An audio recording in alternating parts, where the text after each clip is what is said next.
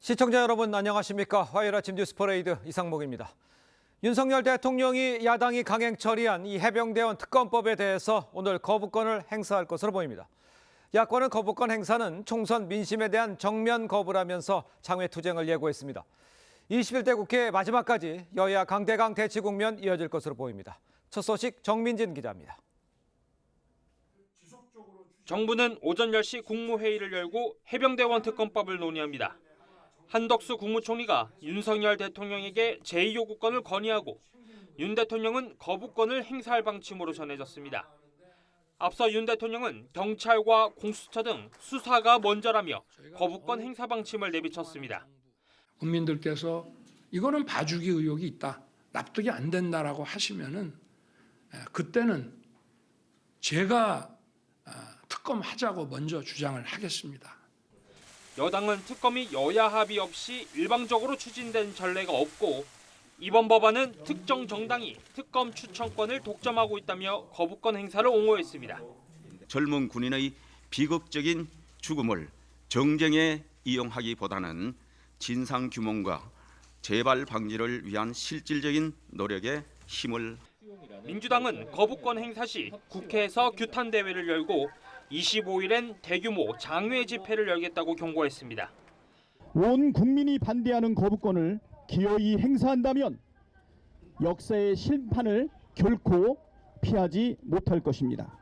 야권은 대통령이 거부하면 28일 본회의를 열고 특검법 재표결에 나서겠다는 방침이고 여권은 17표 이상 이탈표가 나오면 거부권이 무력화되는 만큼 표단 소개에 들어갔습니다. TV조선 정민진입니다. 공수처가 해병대원 사망사건 수사 외압 의혹과 관련해서 김계환 해병대 사령관과 박정훈 전 해병대 수사단장을 오늘 소환 조사할 예정입니다. 그동안 양측은 상반된 주장을 해왔었는데 이 공수처가 두 사람을 같은 날 부를 만큼 이 대질 조사가 이루어질 가능성 높아 보입니다. 이광희 기자입니다. 해병대원 사망사건 수사외압 의혹 피의자 신분으로 지난 4일 공수처 조사를 받았던 김계환 해병대 사령관. 박정훈 대령에게 VIP가 경로했다는 말을 전한 적이 없으십니까? 공수처가 오늘 오전 김 사령관을 다시 소환합니다. 오후에는 박정훈 전 수사단장 출석을 요구했습니다. 같은 날 두 사람을 부른 만큼 대질 조사가 이뤄질 가능성이 점쳐집니다. 해병대원 순직 사건 수사외압 의혹과 관련해 양측은 이른바 VIP 대통령 경로설의 진위를 놓고 상반된 주장을 해왔습니다. 박 전 단장은 김 사령관으로부터 VIP가 경로해 장관과 통화한 후 이렇게 됐다는 말을 들었다고 주장했지만 김 사령관은 그런 적 없다는 입장입니다. 김계환 사령관도 버틸 수 있는 한계치를 거의 넘어서고 있어요. 곧 그 대통령 경로에 대한 자백은 시간 문제 아니냐. 대질 조사가 진행된다면 업무상 과실치사 혐의가 당초 임성근 전 사단장 등 8명에서 2명으로 축소된 경위도 조사될 걸로 보입니다. 조사 결과에 따라 양측 충돌 지점마다 등장하는 이종섭 전 국방부 장관의 소환 조사도 이뤄질 가능성이 있습니다. TV조선 이광희입니다. 네, 정부가 해외 직구 KC 인증제를 철회한 지 하루 만에 대통령실이 나서서 대국민 사과를 했습니다. 윤 대통령은 국무총리와의 주례 회동도 취소했는데 여당에서는 정책을 발표하기 전에 당과 협의해달라고 지적하기도 한 것으로 전해졌습니다. 황선영 기자의 보도입니다. 성태윤 정책실장은 해외 직구 규제 대책이 국민의 선택권을 과도하게 제한했고 법 개정 절차에 대한 설명이 충분하지 않았다면서 4차례 사과의 표현을 썼습니다. 국민들께 혼란과 불편을 드린 점에 대해 먼저 사과드립니다. 이번 대책을 검토한 정부 TF에 대통령실은 참여하지 않았다면서도 정책 혼선의 파장이 커지자 정책실장이 진화에 나선 걸로 풀이됩니다. 윤석열 대통령은 한덕수 총리와의 정례 주례 회동을 당일 취소했는데 여권 관계자는 국무조정실을 향한 질책 성격도 있다고 했습니다. 정책 설명 강화, 그리고 정부의 정책 리스크 관리 시스템 재점검 등 재발 방지 대책 마련을 지시하셨습니다. 지난해 주 69시간 근무제 논란에 당정 협력과 부처 간 정책 조정 기능을 강화했지만 지난해 말 국정기획수석실 폐지 이후 조정 기능이 다시 약화됐다는 지적도 있습니다. 국민의힘 추경호 원내대표도 당정 간 충분한 사전 협의를 강조했습니다. 당정 협의 없이 설익은 정책이 발표되어 국민들의 우려와 혼선이 커질 경우 당도 주저없이 정부에 대해 강한 비판의 목소리를 낼 것임을. 대통령실이 뒤늦게 제동을 걸며 직구 논란 수습에 나섰지만 국정을 총괄하는 컨트롤타워 기능의 재점검이 시급하다는 지적이 나옵니다. TV조선 황선영입니다. 들으신 것처럼 소비자 선택권을 과도하게 제한했다는 비판이 일면서 정부가 사흘 만에 해외 직구 금지 정책을 사실상 철회했습니다. 어떤 문제가 있었던 건지 산업부 장혁수 기자와 함께 자세히 살펴보도록 하겠습니다. 안녕하세요. 네, 먼저 이제 문제가 된 이번 대책. 일단은 취지는 좋았던 것 같은데 문제가 된 것 같아요. 어떻게 발생이 된 건가요? 네, 최근에 알리나 테무 같은 이 중국발 온라인 유통 플랫폼들이 큰 인기를 끌었죠. 해외 배송비를 포함을 해도 국내 사이트보다 가격이 싼 초저가 상품들이 인기를 끌었기 때문입니다. 그런데 이들 중 일부 제품에서 유해 물질이 검출되는 등 안전성, 위해성 문제가 계속 발생을 하니까 정부가 보건 안전 품질 등에 관한 법정 인증, 즉 이 KC 인증이 없을 경우에 국내 수입을 금지하기로 하면서 이른바 직구 금지 논란이 불거졌습니다. 네, 결국 위해성이 있는 제품을 걸러내겠다는 취지였던 것 같은데 이렇게 반발이 컸던 건 아무래도 가격 문제였을 것 같습니다. 어떻습니까? 맞습니다. 우선 제조나 판매업체 입장을 좀 살펴보면 네. 비용 문제가 있을 수 있습니다. 이 KC 인증을 받으려면 수십에서 수백만 원의 비용이 듭니다. 해외 직구 플랫폼의 가장 큰 경쟁력은 가격일 건데 이 KC 인증이 의무화가 되면 영세업체 등은 아무래도 부담이 될 수밖에 없습니다. 같은 맥락에서 소비자들도 좀 불만입니다. 그동안 한국 내 유통 가격에는 좀 과도하게 마진이 붙었다는 지적이 많았고요. 소비자들이 이걸 피해서 좀 조금이라도 싼 물건을 해외에서 사왔는데 이 길이 막힐 뻔했기 때문입니다. 네, 일단은 국내 소상공인 입장에서는 이번 정책 철회 좀 아쉬울 것 같기도 하거든요. 어떻습니까? 맞습니다. 중국산 저가문 이 상품의 공세가 좀 거세다 보니까 물품을 정식으로 수입하는 업자들이나 소상공인들은 이번 정책이 방어방이 될 것으로 기대를 하고 있었습니다. 이 외형만 흉내낸 중국산 저가 제품과 원가 차이가 나는 상황에서 이 물류비나 관세 등을 포함할 경우에 가격이 높아져서 경쟁력을 잃을 수밖에 없기 때문입니다. 업계 목소리 좀 들어보시죠. 원가 자체가 정말 10배, 몇십 배 차이가 나요. 그렇게 저희들 도금 비용도 안 되는 걸 갖고서 그게 판매가란 말이에요.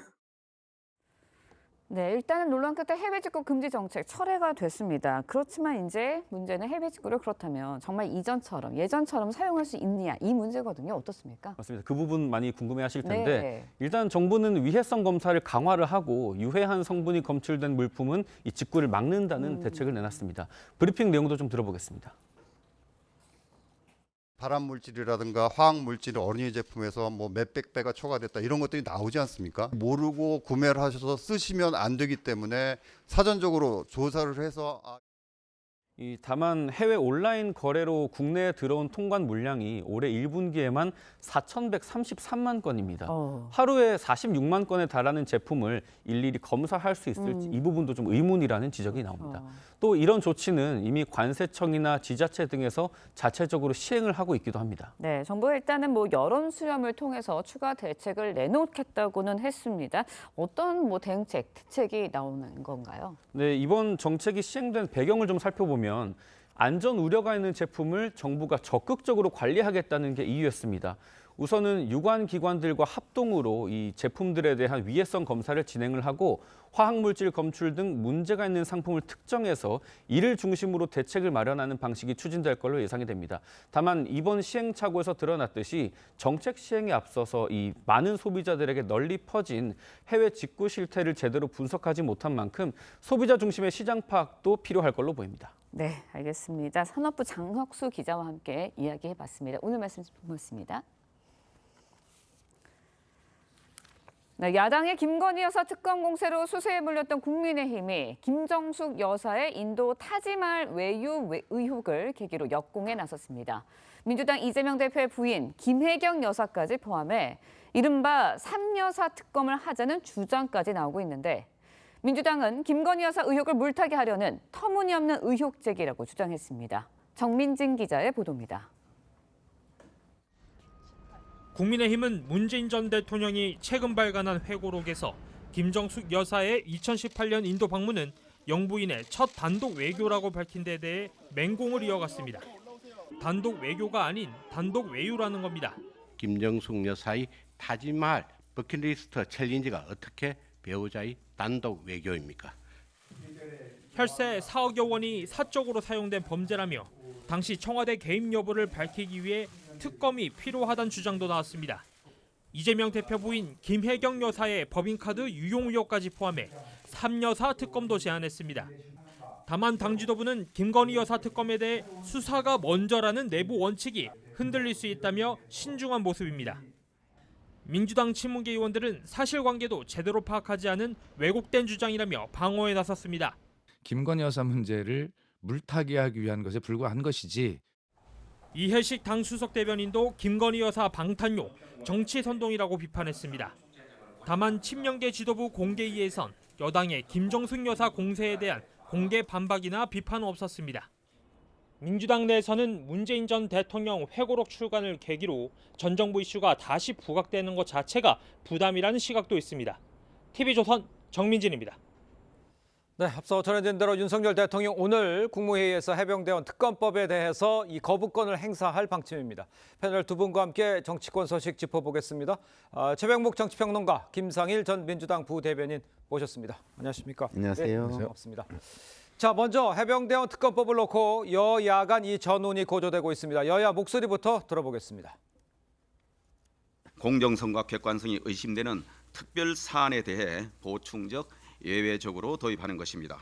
수사기관이 수사를 지켜본 뒤에 도입 여부를 결정하는 것이 마땅합니다. 온 국민이 반대하는 거부권을 기어이 행사한다면 역사의 심판을 결코 피하지 못할 것입니다. 자, 지금 보셨습니다만 어제 민주당을 포함한 야 7당, 7개의 당이 용산 대통령실 앞에 모여서 특검 수용을 압박을 했습니다. 일각에서 탄핵까지 언급이 되고 있었습니다. 오늘 국무회에서 윤 대통령이 거부권을 행사한다면 이 취임 후 10번째가 됩니다. 야권의 반발, 또 정치권 부담, 윤석열 대통령의 부담 이런 것도 있을 텐데 거부권을 행사하는 이유는 어디서 찾을 수 있을까요? 뭐 지난번 기자회견에서 윤석열 대통령이 얘기를 했듯이 예. 공수처에서 현재 이 수사 외압 부분에 관해서 수사를 하고 있습니다. 예. 그 본격적인 그 궤도에 올랐다고 볼 수가 있죠. 뭐 당시의 수사 담당자 그다음에 그 윗선까지 지금 불러서 수사를 하고 있기 때문에 그렇습니다. 그 이 문제를 이제 먼저 하고 나서 그리고 문제가 있다, 뭐 의혹이 더 남는다 하면은 특검을 받을 수 있다는 게 지금 윤석열 대통령의 입장이거든요. 그렇습니다. 그러니까 공수처 수사가 먼저다 하는 것이기 때문에 예. 저는 뭐 특검 반대가 아니라고 생각을 합니다. 네. 그렇기 때문에 이 문제를 오늘 이제 거부권을 행사하면서 제의 요구를 행사하면서 아마 윤 대통령이 잘 설명을 할 것이다. 공수처 수사가 먼저다. 만약에 저는 그 7개의 야당이 지금 뭐 자꾸 시위를 하는 식으로 이제 특검을 압박하고 있는데 예. 공수처에서 제대로 수사하면 어떻게 하려고 하죠? 그럼 뭐 만약에 의문이 별로 없다. 뭐 외압의 당사자가 누구다. 또는 뭐 외압의 뭐 실체가 없다. 네네. 이렇게 될 경우에 이제 그때도 또 특검을 아마 주장할지는 모르겠습니다만 예. 적어도 공수처의 수사를 보고 의문이 남는지 안 남는지 그걸 지금 판단한 뒤에 특검 여부를 결정하겠다는 것이지 윤석열 대통령이 특검을 마냥 거부하는 것은 아니다. 아마 오늘 국무회의가 끝나고 나서 그 부분에 관한 설명이 상세하게 있을 걸로 보입니다. 알겠습니다. 윤석열 대통령이 거부권을 하는 것이 아니다. 한번 공수의 수사를 지켜보고 결정하겠다라는 것이 의미다. 이렇게 지적을 해주신 것 같습니다. 일단 윤 대통령이 거부권을 만약에 행사할 경우에 민주당은 28일에 본회의에서 재표결을 추진할 방침입니다. 그런데 여당에서의 이탈표, 이번 네. 21대는 한 17표 얘기가 나오잖아요. 맞습니다. 그렇다면 네. 어떻게 상황이 진행될 것 같아 보이세요? 저는 기본적으로 총선 이후고요. 예. 그러니까 뭐 낙선자나 이런 분들이 총선의 민심을 확인한 이후고, 그리고 대통령의 지금 지지율이 굉장히 낮은 상황이기 때문에 예. 이변이라고 할 수 있는 어떤 통과, 뭐 이것도 가능할 수 있다고 보는데 예.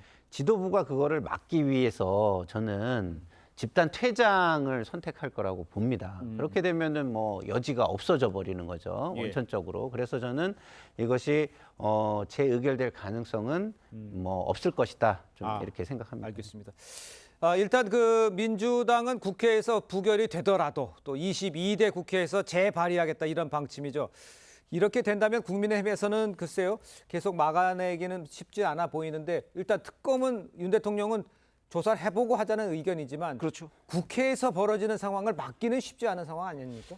지금은 17표죠. 21대 국회니까. 그렇습니다. 예. 그러나 이제 그 22대 국회가 진행이 되면 이제 9표만 넘어올 경우 예. 이제 9표가 국민의힘에서 민주당 손을 들어줄 경우 그럴 경우 이제 재표결도 가능하죠. 그러니까요. 자, 그런데 그 단계가 될 때까지는 상당한 정도의 시간이 흘러야 됩니다. 그렇죠. 이게 어찌 보면 무의미해질 수도 있는 것이 22대 국회 잘 아시다시피 원구성 협상 굉장히 길게 갈 겁니다. 그렇죠? 예. 지금 뭐 아마 대한민국 헌정사에서 가장 긴 원구성 협상이 될 것이라는 전망까지 지금 나오고 있거든요. 그렇죠. 그러면 5월 30일에 임기가 시작한다 할지라도 예. 뭐 7월 뭐 8월까지 갈 수도 있어요. 원구성 협상이. 그럼 그때 가서 이제 다시 그 이 해병대원 특검법을 그 이제 발의를 해서 통과되고 뭐 또 이제 대통령이 거부권 행사하고 재표결하고 그러면 정기국회까지 갈 가능성이 있어요. 예. 아마 그때쯤 되면 네네. 공수처 수사 끝날 거요. 그러면 이제 윤석열 대통령으로서는 사실은 재의 요구를 할 이유도 없어질 수도 있어요. 그렇기 때문에 제가 보건대 22대 국회에서 이 문제가 뭐 재표결까지 갈지 안 갈지 예. 그거는 현재로서는 제가 추정컨대는 아마 그럴 가능성이 별로 없는 것 아닌가. 오히려 그 전에 공수처 수사는 마무리될 가능성이 대단히 높다. 알겠습니다. 다만 이제 공수처 수사의 결론을 놓고 자 특검을 도입하느냐 뭐 이 논란은 또 계속되겠죠. 알겠습니다. 공수처 수사 결과가 나오는 게 관건이 될 수가 있겠네요.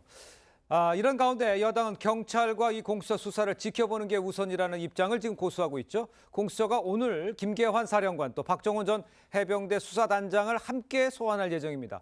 대질 조사도 할 것 같아 보이는데 지금 공수처의 수사 상황은 어떻다고 예상을 할 수가 있겠습니까? 글쎄요, 이제 공수처의 수사 상황이 좀 정상적으로 진행이 되는 것처럼 보이죠. 그렇지만 일반 국민들 입장에서는 이게 어쨌든 그동안에 이 쌓여왔던 불신을 넘어설 수 있느냐라는 부분은 저는 잘 모르겠어요. 왜냐하면 지금 현재 공수처가 윤석열 정권 하에 어쨌든 네네. 행정부의 기관 중에 하나 아니겠습니까? 예. 그리고 그 수사의 공정성이라는 것도 어느 정도 이게 아직 결과가 나오지 않은 거기 때문에 이게 지금 하는 척하고 또 이게 상황이 바뀔 수 있지 않을까? 예. 일단 기관 자체에 대한 신뢰가 없다면은 그런 생각이 또 있을 수가 있는 거거든요. 예. 그리고 또 현 정부에서 김건희 여사 이슈라든가 예. 뭐 여러 가지 이슈를 보면 뭐 사과를 뭐 한 것 같은데 사과한 이후에는 행동이 따라오지 못하는 모습 이런 것들을 많이 보고 있어요. 그래서 국민의 신뢰를 받지 못한다면 결국은 특검으로 가야만 하지 않을까 이런 생각을 하는 분들이 저는 많은 것으로 보입니다.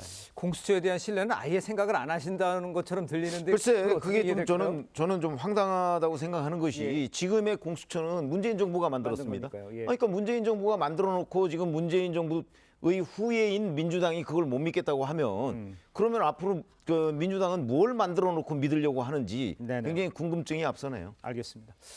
자, 계속해서 다음 이야기도 좀 해보도록 하겠습니다. 문재인 전 대통령이 발간한 이 회고록에 이 김정숙 여사의 타지마할 방문을 영부인의 첫 단독 외교라 이렇게 언급을 하면서 정치권 공방이 뜨겁습니다. 여야 입장을 한번 들어보겠습니다. 문 전 대통령 회고록은 김 여사의 혈세 관광에 대한 국민적 의혹의 불씨를 살리고 잠시 잊었던 문 정권의 뻔뻔함을 환기시켜주고 있습니다. 김건희 여사 관련된 내용이 나올 때마다 김정숙 여사를 소환해서 약간 물타기하고 프레임 전환하려고 하는 카드로 계속 써왔는데 이제 그만해야 되지 않겠습니까? 자, 이 건과 관련해서는 사실 여부에 관한 확인, 이것도 좀 필요해 보이는 상황입니다. 문 전 대통령이 회고록에 인도 측이 먼저 자신을 초청했지만 갈 수 없는 상황이다. 대신 아내를 보내달라는 초청했다. 이렇게 이야기를 했습니다. 하지만 외교부 얘기는 좀 다릅니다. 우리 측이 김 여사의 방문을 먼저 인도에 타진했다고 밝히고 있어요. 회고록 내용과 대치되는 부분입니다. 이 부분은 먼저 어떻게 봐야 되는 겁니까? 지금 문재인 전 대통령이 회고록에서 얘기하는 거는요. 2018년 7월 상황입니다. 네. 7월은 문재인 전 대통령이 인도를 방문했어요. 네. 방문했는데 그 일주일 뒤에 이 허황우 관련한 행사가 있으니까 11월에 다시 방문해달라고 합니다. 인도가 요청을 한 거죠. 그렇죠. 예. 그러니까 이제 그거는 곤란하다. 여기까지만 그 각종 기록에 나와 있어요. 예. 여기 곤란하다. 근데 지금 문재인 전 대통령은 그때 인도가 영부인을 초청했다고 지금 주장을 하고 있잖아요. 그 부분은 사실과 다른 것이 예. 자 7월 그 외교부가 우리나라 이 문화체육관광부에 보낸 공문을 보면 문체부의 최고위급이 허황우 관련 행사에 와달라고 이렇게 돼 있습니다. 네. 그렇죠? 만약에 그때 그 김정숙 여사를 인도가 초청했다면 그러면 그런 문서가 남을 리가 없죠. 네네. 그렇게 돼 있고요. 그해 9월에도 또 외교부가 그 문체부에다가 도종환 당시 문체부 장관을 초청하는 공문을 보냅니다. 네. 그런데 10월 중순부터 이게 김정숙 여사로 바뀝니다. 그러니까 단장이. 네. 그렇기 때문에 그 동안에 무슨 일이 있었는가 이게 이제 핵심 쟁점이거든요. 예. 근데 지금 외교부에서는 그 도종환 장관이 가기로 돼 있다가 우리 측이 먼저 김정숙 여사를 단장으로 한 방문단을 꾸리기로 검토했다. 이렇게 지금 얘기를 한단 말이죠. 그러니까요. 그러면 결국 김정숙 여사가 관광을 가기 위해서 그런 목적으로 이 그 도종환 단장의 방문단을 개편한 것 아니냐. 이렇게 충분히 우리가 그 짐작할 수 있는 대목이죠. 그 부분이 본질입니다. 그 지금 본질을 얘기해 네. 주신 것 같아요. 그러니까 도종환 장관이 가는 것을 네. 김정숙 여사가 나중에 이제 네. 그 관광처럼 이제 돼버렸다라는 얘기를 하시는 건데 회고록과는 달라요. 여기 대해서 어떻게 생각하십니까? 그러니까 어떤 시각으로 바라보느냐에 따라서 비판의 정도는 달라질 거라고 저는 보는데요. 예. 제가 이렇게 쭉 설명된 것들을 쭉 다 찾아보고 좀 취재를 해보면 그 당시에 신남방 정책이라는 걸 굉장히 중요하게 정부가 추진을 했었어요. 예. 근데 그것을 위해서 외교부 장관이나 문화부 장관보다는 대통령의 부인이 그 전에 가서 굉장히 좋은 분위기 속에 뭐 어쨌든 관계를 스타트를 했으니까 시작을 예. 했으니까 가는 게 좋겠다라는 정책적 판단을 했을 수 있다라고 저는 생각합니다. 근데 그러면은 공식적인 부분에 있어서 왜 인도 측에서 공식적인 초청이 먼저 있지 않았느냐? 네네. 그 부분도 저는 대통령 입장에서는 사적인 대화에서 아내를 보내달라는 얘기가 있었으니까 그것도 좋은 아이디어네라고 생각할 수도 있고 그러면은 그런 아이디어를 또 인도 측에 전달을 했을 수도 있지 않습니까? 이게 일이라는 게 이루어지는 게 공식 채널에 일해서 그 모든 게 기록으로 남아서 이루어지기도 하지만 그 사이에 비공식적인 대화 속에서 아이디어를 얻어가지고 공식적인 게 이루어지는 경우도 있지 않습니까? 그래서 이후에 예. 인도가 그래? 한국이 영부인이 오는 거에 대해서 검토를 하고 있어? 그러면 우리가 그러면 초청하지. 이래서 이루어질 수도 있다. 물론 그렇게 하는 게 외교적 효과가 더 있느냐의 문제는 비판의 지점이 될 수 있다고 저는 생각합니다만 예. 이것을 이게 관광을 가기 위해서 이렇게 만들었다라는 건 조금 과한 저는 비판이라고 봅니다. 글쎄요. 물론 네. 무슨 말씀을 하시는지는 이해는 하겠습니다만 이 그러나 내용, 적어도 예. 공식적인 기록에는 나오지 않는 않습니다. 주장입니다. 그 얘기를 제가 말씀 첨언해 드리려고 했었습니다. 일단요, 민주당에서도 사실 박지원 당선인 이 정부인 첫 단독 외교라는 표현 이게 이후 여사의 유엔 연설이 있기 때문에 처음 아니다 이렇게까지 주장을 하고 있습니다. 회고록 내용이 논란이 되면서 이제 긁어부스럼 그러니까 회고록이 오히려 나오면서 일이 긁어부스럼 되는 상황이라는 지적이 그렇죠. 아니 이 시점에 회고록을 그렇게 시점을 맞춰서 아마 문재인 전 대통령이 내지는 않았을 거예요. 그렇겠죠. 오래전부터 준비를 했고 네. 굉장히 굵더라고요. 예. 그래서 그런 점을 보면 뭐 그렇게 이 시점을 일부러 택해서 그러지는 않았겠지만 네네. 본인이 거기서 이제 김정숙 여사의 타지마할 방문에 대해서 방어를 했기 때문에 이게 사실은 몇 년 전에 논란이 됐던 거잖아요. 그러니까요. 그래서 그 논란이 재점화된 거죠. 예. 그거는 사실입니다. 그걸 문재인 전 대통령이 지금 다시 불씨를 살려낸 이런 모양새가 됐습니다. 알겠습니다. 이 회고록과 관련해서 요 이야기도 하나 좀 짚어보겠습니다. 김정숙 여사 관련 외에도요. 회고록에 북한 관련 내용을 놓고 이 논란이 일고 있습니다. 김영호 통일부 장관이요. 김정은 위원장의 비핵화 약속은 진심이었다라는 이 부분에 대해서 좀 지나치게 아니란 생각이다. 이렇게 지적을 했습니다. 이 내용은 동일하십니까? 어떻습니까? 그렇죠. 이게 나 하나에 관계된 게 아니라 전 국민과 국가와 관련된 거라면 예. 어느 한 사람의 진심만을 믿고서 국정을 운영하거나 추진할 수는 없겠죠. 예. 그런 비판은 저는 충분히 가능하다고 보고요. 그래서 선의와 신뢰 이런 것을 바탕으로 정책을 추진하더라도 만약의 가능성, 다시 말해서 안보관을 확고하게 하고 국방력을 확고하게 해서 국민을 안심시키는 만약의 가능성을 대비하는 그런 모습도 보여주는 것은 필요했다. 그런 지점에서는 너무 선의에만 의존한 정책이었다라는 비판을 하는 부분은 또 이해가 되는 부분도 저는 있다고 봅니다. 알겠습니다. 통일부 장관의 회고록에 대한 북한에 관한 비판, 요거는 어떻게 보셨어요? 뭐 잘 아시다시피 사실은 문재인 정부 때 여러 북한과의 합의가 있었습니다. 네. 특히 비핵화와 관련해서 문재인 전 대통령이 지금 회고록에서 얘기한 김정은 위원장의 진심 이렇게 얘기한 부분은 그 이후에 김정은 위원장이 남한을 위해서 또는 그 동생인 김여정이 남한을 위해서 핵을 사용할 가능성을 얼마나 여러 번 우려를 했습니까? 그렇죠? 그러니까요. 그러니까 이미 그 전에도 마찬가지였지만 그 이후에도 북한은 문재인 전 대통령과의 약속을 지킬 생각이 조금도 없었다는 사실이 다 입증이 되고 있는데 지금 와서 그걸 무비판적으로 다시 우리 국민들한테 사실은 그때 이런 일이 있었는데 아쉽다라고 얘기하는 것에 동의할 국민이 과연 얼마나 될 것인지 대단히 궁금하고요. 네네. 저런 얘기를 했을 때 이게 논란이 될 거라는 사실을 문재인 전 대통령이 몰랐을까? 그런 부분은 더욱더 궁금증을 낳습니다. 알겠습니다. 자, 다음 소식도 짚어보겠습니다. 어제 발표된 리얼미터 한 여론조사에서 민주당 지지율 6.1%포인트 하락을 했습니다. 정청래 최고위원 지지율 하락 원인을 이렇게 평가를 했습니다. 한번 듣겠습니다. 당원과 지지자들은 윤석열 정권과 맞짱 트는 통쾌감을 추미애를 통해 보고 싶었던 겁니다. 당원과 지지자 중심의 대중정당으로 당원이 진정 당의 주인인 정당으로 실제 환골탈퇴하는 것이 이번 사태의 정확한 처방전임을 명심해야 할 것입니다. 시청자 여러분, 그러니까요. 민주당 지도부는요, 이 국회의장 경선에서 우원식 의원이 추미애 당선인을 꺾은 것에 대해서 반발해서 지지층이 이탈했다.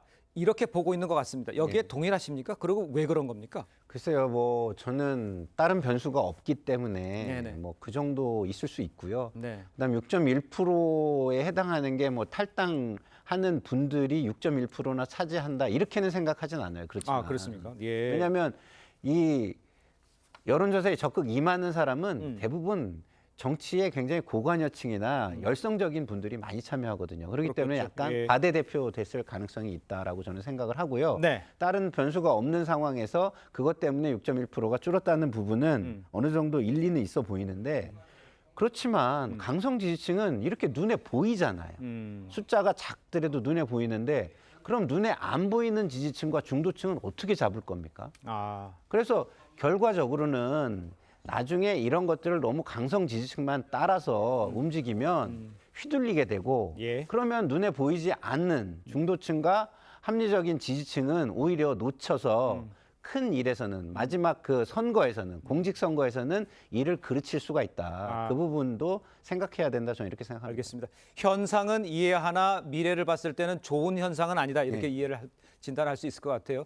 그런데 일단 탈당 신청 당원 10,000명을 넘었다고 하는 이야기가 있고요. 민주당은 당원 권한을 확대하겠다. 이러면서 이제 진화에 나섰죠. 당내에선 의원들만 득표권이 있는 원내 선거에 당원이 참여하도록 해야 한다. 이런 주장도 나오고 있는데 이 주장은 맞는 겁니까? 이렇게 해도 되는 겁니까? 어떻게 보세요? 아니 원내대표잖아요.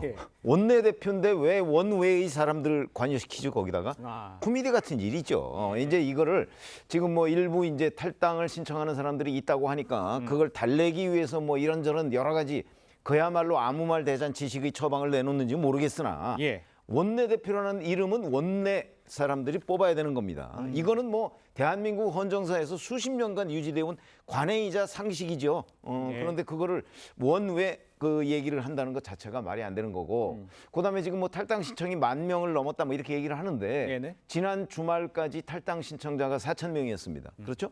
근데 실제 탈당을 한 사람은 1,600명 정도에 불과했어요. 그러니까 10,000명이 넘었다고 해서 10,000명이 다 탈당하는 거 아니고 그다음에 또 하나는 민주당 당원이 지금 얼마인지 아십니까?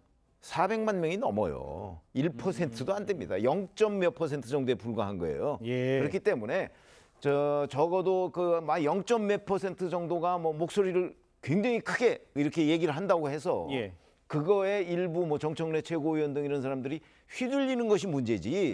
저는 저 숫자 자체는 거의 뭐 이렇게 무시해도 될 정도의 숫자다 이렇게 보기 때문에 네네네. 지금 저 문제를 가지고 뭐 당이 들썩이는 것처럼 보도하는 것도 저는 과장 보도라고 생각을 합니다. 알겠습니다. 지금 뭐 들썩이는 것도 과장 보도라고 하시고 또 강성 지지층의 목소리가 그렇게 당에 좌우하는 것은 아니다 네. 이렇게 해석을 할 수가 있을 것 같은데 일단 뭐 아까 김민석 의원도 얘기했고 그 강성 당원들의 목소리를 반영하도록 하자라는 의견들이 지도부에서 나오고 있다. 요거는 좀 문제점 아니에요? 이제 문제죠. 예. 그러니까 강성 지지층이 뭐 얼마나 되는지 모르겠는데 네네. 그 일단의 강성 지지층이 당의 권력을 사유화하려고 한다면 네네. 그거는 기본적으로 제가 볼 때는 공당이라고 볼 수가 저는 없다고 봅니다. 예.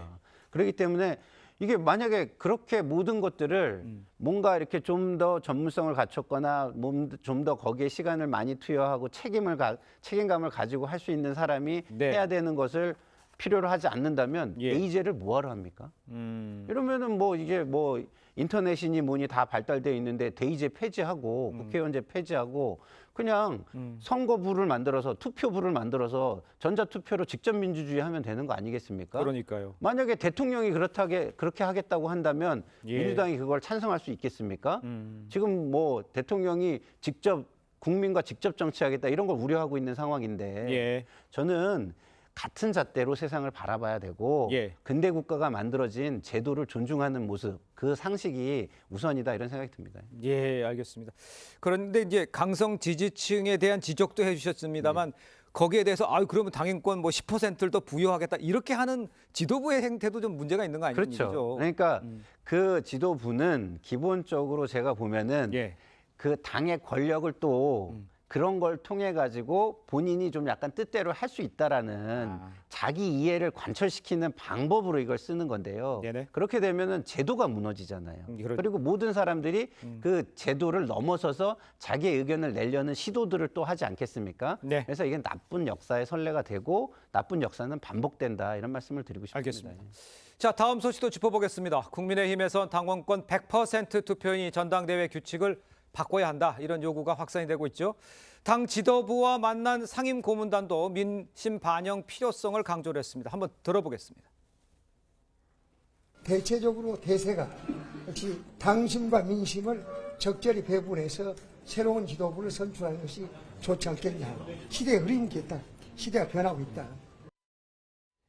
자, 일단 그 친윤계에서는 반대 목소리도 있기는 합니다만 전체적인 분위기는 민심 반영하는 거 가고 있고 퍼센트만 남은 겁니까? 어떻게 봐야 됩니까? 그렇게 될 것 같아요. 왜냐하면 당심 100%라는 게 원래 국민의힘의 전당대회 룰은 아니었어요. 아니죠. 예. 지난번에 이제 그 김기현 대표를 뭐 일종의 이제 옹립하기 위해서 만들어 놓은 거거든요. 예. 그렇기 때문에 원래 뭐 5대 5거나 예. 아니면 7대 3 뭐 이 정도였었거든요. 그러니까 민심을 반영한다는 것은 결국은 당심이 민심을 추종하지 못한다. 민심과 당심이 다르다. 네. 왜 과거에 보면 기자들이 갈라파고스 정당 이런 얘기를 많이 했을 거예요. 예. 그게 이제 민심은 그 정말 도도히 흐르는데 네. 당은 그거를 전혀 반영하지 못한다는 것 때문에 그런 표현이 나왔거든요. 그러니까 네. 당연히 저는 더군다나 그 민심과 당심이 다를 때는 민심이 우선돼야 되지 어떻게 당심이 우선됩니까? 그런 차원에서 저는 민심을 반영하는 거는 그 필수적이고요. 다만 퍼센테이지를 뭐 20%로 할 것이냐 30%로 할 것이냐 이런 얘기인데 너무 작게 할 경우에는 또 문의만 반영했다 이런 그 비판을 받을 수 있거든요. 예. 과거에도 대개 뭐 5대 5나 7대 3 정도가 됐습니다. 아마 그런 정도의 그러니까 30%나 50% 정도의 민심은 반영돼야 되지 않겠나 이렇게 생각합니다. 30에서 50% 정도 반영을 해야 된다. 자, 이런 가운데요. 총선 백서특위위원장을 맡고 있죠. 이 한동훈 책임론을 언급했던 이 조정은 의원 전당대회 불출마를 선언을 했습니다. 당 일각에서 자기 정치를 한다 이런 비판이 나왔기 때문이다. 이렇게 봐야 됩니까? 예, 저는 그렇게 보입니다. 왜냐하면 처음부터 그런 어떤 의구심을 표명하는 사람이 있을 때 네네. 선제적으로 이거를 나는 그런 생각 전혀 없다라고 예. 차단하고 나왔다면 그 비판이 커지지 않았을 거고 네네. 이렇게 뒤늦게 뭐 나는 출마 안 한다라고 선언하는 일도 없었을 거라고 저는 보는데요. 네네. 총선 백서가 뭡니까? 당이 굉장히 어려움을 겪었을 때 문제를 진단하고 당의 방향을 정하겠다는 거잖아요. 근데 그 정당은 다양한 사람들이 구성을 하고 있고 다양한 의견이 존재합니다. 네. 그러면 거기서 가장 중요한 건 공정성을 인정받고 신뢰를 얻는 것 아니겠습니까? 네네. 그런 상황 속에서 공정성이나 이런 것들이 담보가 되지 않는다면 저는 조정훈 백서 출간위원장이 그 자리를 계속할 수 없는 상황이 될 가능성이 있다고 봅니다. 그렇기 때문에 그걸 회복하기 위해서라도 예. 저는 이런 불출마 선언은 잘했다 이런 생각이 듭니다. 불출마 선언뿐만 아니라 이게 그 총선 백서 만드는 거 네. 시기를 전대 뒤도 하는 거나 아니면 늦추는 거 얘기가 나오는데 그거는 왜 안 되는 겁니까? 그렇게 해야 되는 거 아닙니까? 아니 그건 조정훈 위원장이 자초한 일이라고 저는 생각하거든요. 예. 본인이 사실은 원래 6월 말 7월 초에 전당대회 얘기가 나왔잖아요. 그런데 이제 6월 중순에 내겠다고 하니까 이 백서가 전당대회에 영향을 미치도록 할 의도를 노골적으로 드러낸 거잖아요. 네. 그래서 이제 본인 출마 얘기까지 나오고 그런 건데 저는 예. 본인 출마는 저는 뭐 사실 개인적으로 별 관심도 없고 아마 나와도 뭐 가능성이 높지 않다. 오히려 네네. 조정훈 이 TF 위원장의 배후 뒤에서 누군가가 지금 어느 한 방향으로 몰고 가는 것 아니냐. 오히려 그런 의심이 듭니다. 알겠습니다. 자, 두 분 말씀은 여기까지 듣겠습니다. 고맙습니다. 감사합니다. 네, 김건희 여사를 고발한 서울의 소리 백은종 대표가 9시간에 걸쳐서 검찰 조사를 받았습니다. 백 대표는 명품 수수 당시 상황이 담긴 이 동영상 원본과 유력 인사 청탁을 하는 이 대화 메시지 내용 등을 검찰에 제출했다고 밝혔습니다. 서영일 기자입니다. 백은종 서울의 소리 대표가 검찰 조사를 받고 나옵니다. 카톡 하나, 청탁건 한 건 일부 됐고 이제 그게 또 제일 중요하다고 저희는 보지 않고 중간 정도 중요한 건 됐고. 백 대표는 검찰에 김건희 여사의 명품 수수 당시 최재형 목사가 촬영한 몰래카메라 영상 원본과 함께 김 여사와 나눈 메신저 대화를 제출한 것으로 알려졌습니다. 백 대표는 김 여사를 상대로 어떤 인사청탁이 이루어졌는지, 어떤 직위를 청탁했는지 등 상세히 진술했다고 밝혔습니다. 그러면서 청탁 대상은 유력 인사라고 설명했습니다. 재산전 한 분이 있었고요. 근데 이제 그 분이 이제 뭐 생각했던 것보다는 상당한 이제 조금 유력 인사셔서 뭐 그래서 이제 구체적으로 어떤 분이라고 지금 말씀드리기 어렵지만 하지만 김 여사와의 대화 내용은 일부만 제출했다고 주장했습니다. 김건희 씨를 소환해서 조사를 하면 또 그 후에 대질신문 과정에서 우리가 증거들을 더 제출하겠다. 검찰은 백 씨가 명품을 선물한 이유가 윤석열 대통령 직무와 연관 있는지 등을 따져 물은 것으로 전해졌습니다. 백 대표는 중앙지검 출석에 앞서 김 여사가 최 목사로부터 향수와 화장품 등도 받았다며 김 여사를 추가 고발했습니다. TV조선 서영일입니다. 네, 지난달 경남 거제에서 한 여성이 헤어진 남자친구로부터 1시간 동안 폭행을 당한 뒤 숨지는 안타까운 사건이 있었는데요. 가해자는 영장 심사에도 불출석해 피해자 가족의 공분을 사기도 했습니다.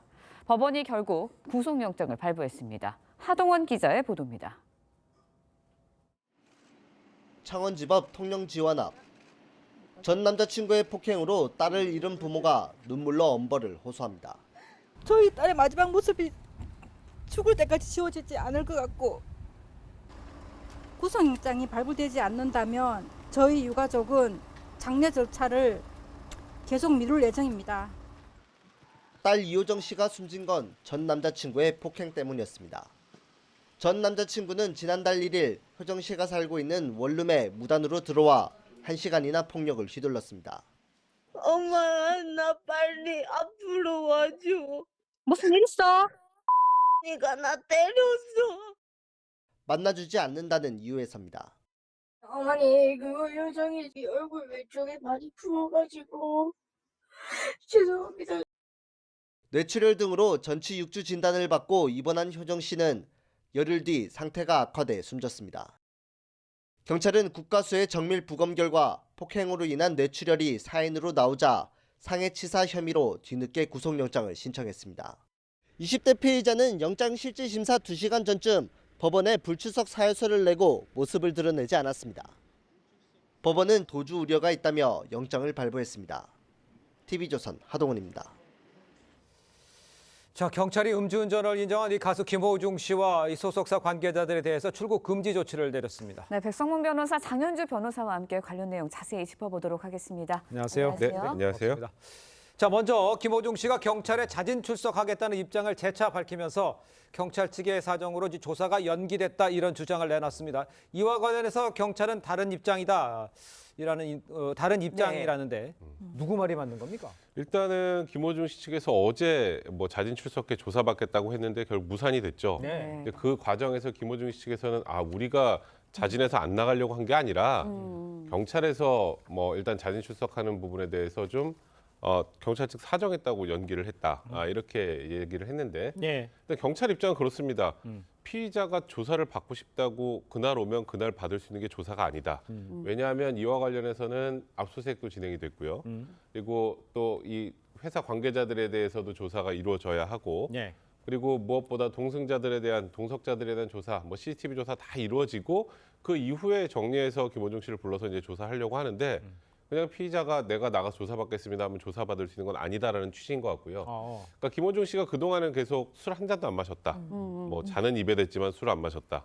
이런 얘기들을 지속해 오다가 17일 날 창원 공연을 하루 앞두고 심경의 변화가 있어서 지금 변호사인 조남관 변호사에게 본인 이제 심경을 밝히고 자진 출석해 조사받겠다는 취지를 밝혔다는데 일단 음주 여부뿐만 아니라 지금 논란이 되는 거는 메모리 칩을 파손한 것이나 다른 사람이 본인의 잠바를 입고 경찰에 들어간 것이나 매니저가 이런 부분들에 대해서도 김호중 씨가 관련이 있는지 이 부분에 대해서도 김호중 씨는 개인적으로 소상한 입장을 좀 밝힐 필요가 있지 않나 싶습니다. 그러니까요. 네. 일단 구체적으로 좀 살펴보면 김호중 씨가 음주운전을 인정한 상황입니다. 하지만 사고 당시에 혈중 알코올 농도 수치 정확히 알 수 없는 상황이거든요. 그래서 일단은 경찰이 위드만크 공식이라는 걸 꺼내 들었는데 이걸로 혐의가 입증될 수 있는 건가요?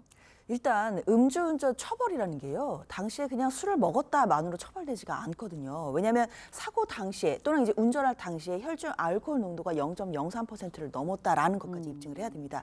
그런데 지금 김호중 씨가 본인이 술을 마신 건 시인했지만 그게 0.03%의 혈중 알코올 농도가 있었다라는 자백으로 보기까지는 어렵거든요. 그렇다면 혈중 알코올 농도를 이제 추정을 해야 되고 그 추정하는 공식이 바로 위드마크 공식입니다. 위드마크 공식은 술의 종류나 양이나 체중 같은 것을 가지고 당시에 그러니까 운전했을 당시에 혈중 알코올 농도가 얼마나 됐을지를 유추하는 방법이거든요.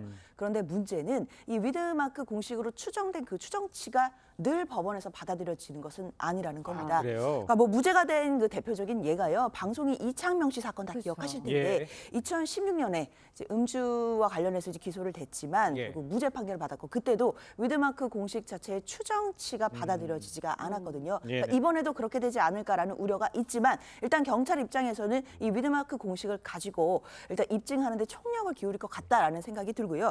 또 한 가지는 우리가 특가법상에 보면 위험운전 치상죄라는 게 있어요. 그러니까 술을 마시고 정상적인 운전이 불가능할 경우에 이제 치상이 되게 되면 이제 처벌받게 되는 조항인데 그때는 혈중 알코올 농도에 대해서 기준점이 없기 때문에 아마 경찰에서는 이 부분까지도 검토하지 않을까 생각됩니다. 알겠습니다. 그러니까 추정치로는 반영이 안 될 수도 있다 이렇게 얘기를 하시는 거네요. 자, 이런 가운데 이 검찰이 이른바 김호중법을 추진한다 이런 소식도 전해졌습니다. 구체적으로 어떤 내용입니까? 김호중법이라는 게. 그러니까 가끔 이번 사건 이전에도 예전을 돌이켜 보면 술을 먹고 음주 단속이 됐는데 막 본인이 뛰어가서 갑자기 편의점에서 소주를 사서 벌컥벌컥 마시고 조사를 음주 측정을 하는 경우가 있어요. 그러면 무죄입니다. 대부분. 왜냐하면 혈중 알코올 농도를 판단하는 건 운전 당시 혈중 알코올 농도를 판단하는 건데 그 이후에 술을 마신 거는 이제 두 개가 혼합이 되잖아요. 그 전에 안 마셨구나 지금 마셨다 이렇게 진술하는 사람들이 종종 있었습니다. 과거에도. 근데 이번에 왜 지금 이게 논란이 되고 있냐면 김호중 씨가 총 3차까지 술을 마시고 4차를 가려다가 사고가 난 거거든요. 근데 사고가 난 이후에 경기도 호텔에 투숙을 했죠. 그때 이제 매니저가 대동하고 근데 그때 그러니까 사고 난 이후에 편의점에 들려서 술을 산 정황이 포착이 됐거든요. 그 장면도 나왔죠. 네, 나왔습니다. 그러면 이게 혹시 다음 날 뭐 경찰에 출석을 하거나 할 때 나 이때 술 마셨어요라고 해서 본인의 음주 수치를 감추려고 그 이후에 술을 마신 것이 아닌가. 그래서 이런 일들이 생기면 이거는 말 그대로 수사 방해에 해당하기 때문에 그러네요. 대검 입장에서는 이거 기존 법령으로는 이렇게 돼서 나온 수치를 가지고는 음주 처벌이 어려우니 이에 대해서 따로 처벌 규정을 만들어야겠다. 이런 취지의 얘기라고 보시면 됩니다. 네, 여러 가지 정황들이 논란이 되고 있는데 또 예. 문제가 되고 있는 것은 공연 일정이거든요. 일단은 공연을 이제까지 예정돼 있는 공연은 다 소화를 했고요. 그 다음에 23일, 24일에 또 서울에서 공연이 있는데 이걸 또 강행하겠다라는 이야기들이 들리고 있어요. 그렇습니다. 이번 주죠. 23일, 24일에 서울에서요. 예. 월드 유니온 오케스트라 슈퍼 클래식이라는 대형 공연이 이루어질 예정인데요. 일단 이게 티켓 수익만 해도 40억 원 이상으로 추정이 되는 대형 공연입니다. 네. 그런데 공연 관계자가요. 세계 최정상 오케스트라가 어렵게 모이는 데다가 일단 뭐 김 씨가 뭐 구속되거나 이런 상황도 아니니까 강행하겠다는 의지를 보이고 있는데 예. 일단 주최 측이었던 KBS 측은 명칭 사용 계약을 해지할 방침이라고 알려져 있습니다. 예, 알겠습니다. 자, 다음 소식도 좀 빠르게 짚어보겠습니다. 김건희 여사 명품 수수 논란과 관련해서 윤 대통령의 부부를 고발한 이 서울의 소리 백은정 대표 검찰 조사를 받았죠. 네. 근데 그 청탁 인물이 누군지 뭐 이것도 진술을 했다고 그래요. 수사가 더 확대되는 상황이라고 봅니다. 뭐 일단은 뭐 그에 대한 진위 여부나 이런 걸 정확하게 파악하는 단계라고 보시면 될 것 같고 백은정 대표 얘기는 일단은 뭐 왜 보도를 하게 됐는지 어떻게 취재해서 그리고 어떤 취지로 고발을 했는지 이런 얘기하고 그다음에 그 당시 명품 가방을 최 목사가 김건희 여사에게 주는 그 과정에 관련된 30분 분량의 원본을 제출했다고 합니다. 그러니까 굉장히 어제 올해 이제 조사를 받고 나와서 했던 얘기는 제3자 인사에 대한 청탁 내용이 뭐 최 목사의 카톡 내용에 담겨 있고 그에 대해 진술을 했고 그리고 이 관련된 이 청탁 인사가 굉장히 유력한 인사다. 그러니까 누군지는 이제 취재인한테 밝히진 않았고요. 그럼 제일 중요한 게 그 인사 청탁이 소위 먹혔는가 이게 중요한 거 아니겠습니까? 이에 대해서는 이렇게만 얘기했습니다. 김 여사가 반응했다. 반응했다. 반응했다라는 게 들어줬다는 건지 그렇죠. 아닌지는 정확하게 알 수 없고요. 예. 근데 반응했다는 그런 입장인데 현실적으로 이게 뭐 김 여사의 명품백 수수 논란 관련해서는 아직까지 나온 바로는 김 여사를 직접적으로 처벌할 수 있는 상황은 아니거든요. 그래서 지금 이것만 가지고 수사 확대된다고 단언하기 좀 어려울 것 같습니다. 네, 일단 뭐 이번 청탁과 관련해서 카카오톡 대화 내용의 일부를 제출한 것으로 알려져 있습니다. 그런데 이제 검찰의 태도에 따라서 전체를 뭐 제공할 수도 있다 이런 이야기를 했거든요. 어떻게 들으셨나요? 아무래도 일단 검찰의 수사에 대해서 아직은 불신을 좀 보여주고 있는 것 같습니다. 특히나 이제 최근에 김건희 여사에 대한 수사팀이 뭐 지휘란이 교체됐다 이제 이런 부분들이 있었기 때문에 앞으로 그 검찰이 어떻게 수사를 하는지에 따라서 특히 뭐 김건희 여사 혹시라도 이제 대지를 하게 된다라고 한다면 나머지 증거도 내보겠다 뭐 이런 취지로 얘기를 하고 있는데요. 앞으로 검찰 수사가 어떻게 진행되는지에 따라 또 이제 백은정 대표 측에서 어떤 증거를 또 추가 제출을 하는지까지도 주목해서 보면 될 것 같습니다. 알겠습니다. 자, 두 분 말씀 여기까지 듣겠습니다. 고맙습니다. 고맙습니다. 라이시 이란 대통령이 헬기 추락으로 숨졌다는 소식이 전해지자 이란 전역은 슬픔에 빠졌습니다. 하메네이 최고 지도자는 5일 동안 추모 기간을 선포했고 대규모 문화 체육 활동도 연기됐습니다. 서영일 기자의 보도입니다. 추모객이 테헤란 도심광장을 가득 메웠습니다. 손에는 라이시 대통령을 추모하는 사진이 들려있고 흐느껴 울다 실려나가기도 합니다. 현지 시간 20일 라이시 대통령의 사망 소식이 전해지자 이란 전역이 슬픔에 잠겼습니다. خب از این خبر همه ناراحت شدیم. بالاخره یک رئیس جمهور مردمی و یک رئیس جمهور خستگی ناپذیرمون رو از دست دادیم و انشالله که خدا به مردم ایران صبر بده. قطعاً میتونه مدیریت کنه. ما از این مراحل سخت‌تر هم گذشتیم. داشتیم اولین رئیس جمهور شهیدمون نبوده. 해외에서도 이슬람 사원 등의 추모 행렬이 이어졌습니다. 1979년 이후 이란과 외교가 단절된 미국도 국무부 차원의 애도 성명을 냈습니다. 이란 최고 지도자인 하메네이는 5일간 국가 애도 기간으로 선포했습니다. 이 기간 동안 대규모 체육, 문화, 예술 행사는 연기 또는 취소됐습니다. 이란 당국은 라이시 대통령이 탄 헬기의 정확한 사고 원인을 조사 중입니다. 현재까지 테러 용의점은 발견되지 않았고 악천후가 추락 원인일 가능성이 높은 것으로 파악됐습니다. 장례식은 22일 수도 테헤란에서 열릴 예정입니다. 이란 선관위는 다음 달 28일 보궐선거를 치를 계획을 밝혔습니다. TV조선 서영일입니다.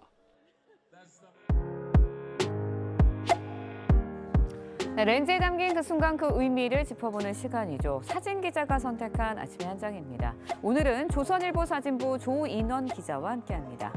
안녕하세요. 오늘 아침에 볼 사진 어떤 건가요? 네, 서로 상자를 차지하려고 몸싸움까지 하는 이곳은 팔레스타인 가자지구입니다. 미군이 제작한 임시부두로 들어온 유엔의 구호품들이 처음 도착을 했는데요. 보급품이 전달되는 현장을 사진으로 함께 보겠습니다. 지난 주말 가자지구 중부 누세이라트에 유엔 세계 식량 계획이 보낸 구호품들이 도착했습니다.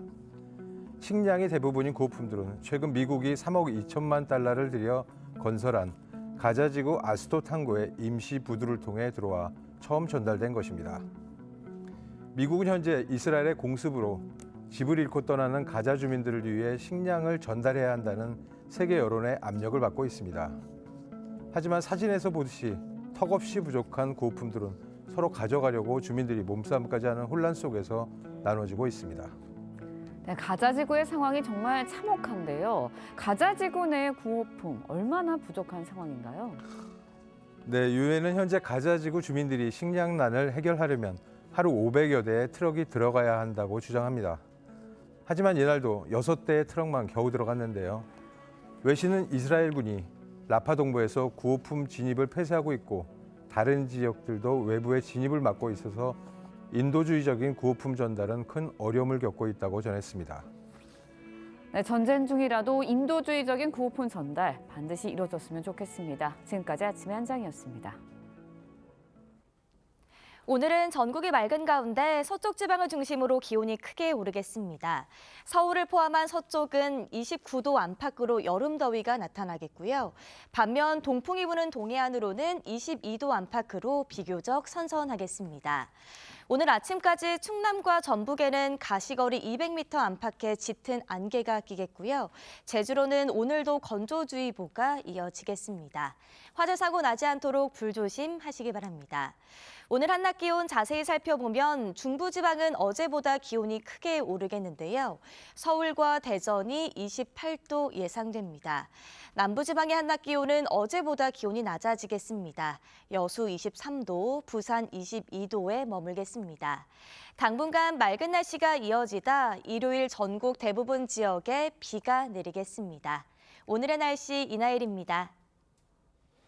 네, 이상으로 화요일 뉴스 퍼레이드 마칩니다. 네, 저희는 내일 아침 7시 30분에 다시 찾아뵙겠습니다. 시청해주신 여러분 고맙습니다.